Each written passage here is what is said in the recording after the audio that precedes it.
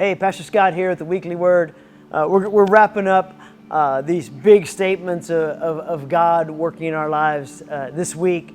And today we're looking at a passage in Acts chapter 10. Peter's speaking and Luke is writing what he's saying, and he's basically given the crucifixion story and the work of God. And he says in Acts 10, starting in verse 38, Jesus of Nazareth was anointed by God with the Holy Spirit and with great power. He did wonderful things for others and divinely healed all who were under the tyranny of the devil, for God had anointed him. We apostles were eyewitnesses to all these miracles that he performed throughout the land. Finally, in Jerusalem, he was crucified on a cross. But God raised him from the dead 3 days later, allowing him to be seen openly. He didn't appear to everyone, but he appeared to us, his chosen witnesses. He actually ate and drank with us after he rose from the dead.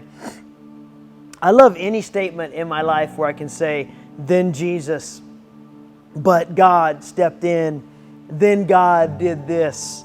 It shows that outside of that, I was lost as a loon. I was going down a path I couldn't get out of if I wanted to.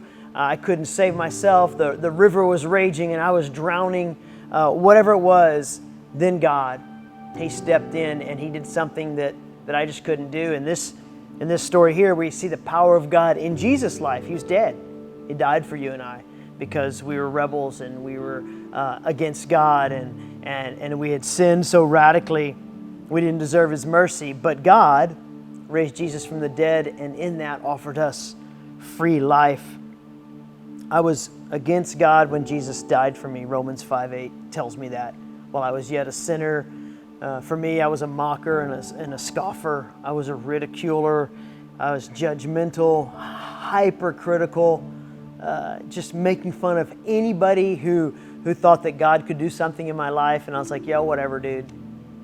And then God had Jesus die for me in that place and gave me such mercy. He loved me that much that He gave himself for me when I could care less. So some questions I have for us. One to start us off with is, where has God radically shown up in your life? Like where did He move in your life? How did He move in your life? I mean, you have that story. You have to. If you follow Jesus, you have to have that story or else you're missing the point. You were lost without Him. You were down that raging river like I was. Or maybe you were just in like a dead still pond and just floating there pointless in life. And then God, He moved in and He just rescued you. So where has He moved in your life? Where has He radically showed up? Where did He radically transform you in your life? You know that story. Or maybe others can tell it with some more emphasis put on the stuff that was going on in your life. Where did He show up? And then are you taking that story and are you sharing it with others? In 1 Timothy, Paul is writing about this joy of what God did in his life, and he's basically saying, oh, what mercy and grace He showed me. Like, I didn't deserve anything. I was the worst of sinners, and then God came in and He radically moved in my life. He says this, it's in the Passion Translation, 1 Timothy chapter 1, verse 13, mercy kissed me. Even though I used to be a blasphemer, I can raise my hand for that, a persecutor of believers and a scorner of what turned out to be true. That was me. I scoffed at truth.